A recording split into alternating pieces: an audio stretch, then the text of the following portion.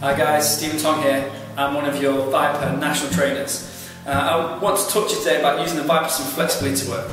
So in particular I'm going to focus on the anterior chain, okay, because we all know that can get a little bit bunched up, and some of the areas which you guys might be familiar with that get a little bit gunky can be the quadriceps, can get a little bit tight. Really common that hip flexors become shortened. Rectus abdominis can often become hunched.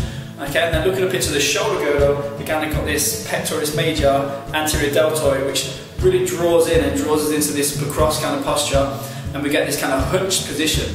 So what we really want to do is we want to open that out. Okay, we want to try and get a little bit more freedom of motion through those joints. So I'm hopefully going to show you some really cool exercises that are going to help you to free that up using the ViPR and its ability to work in those 3 dimensions.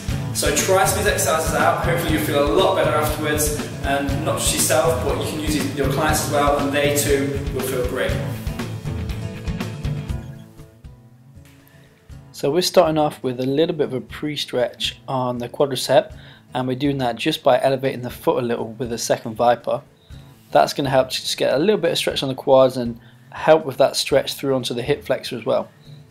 Then we're just driving the ViPR back in the sagittal plane, and then off to the left and to the right in the frontal plane to try and create some adduction abduction at the hip.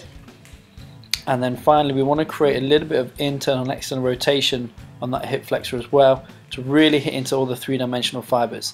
So just driving that ViPR around in rotation.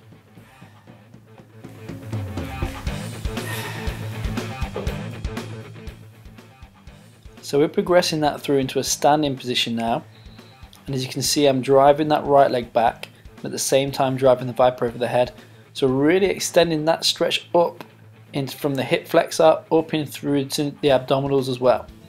And again I'm driving that sagittal plane followed by frontal plane to get into those frontal plane fibers, and then into the transverse plane, which you can see is a little bit more tricky, but we're really hitting all those fibers from all angles.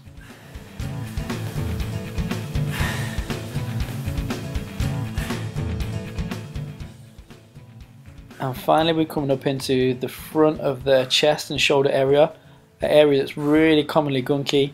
This is a nice little step and reach around, which just really helps to hit that spot and stretch it through.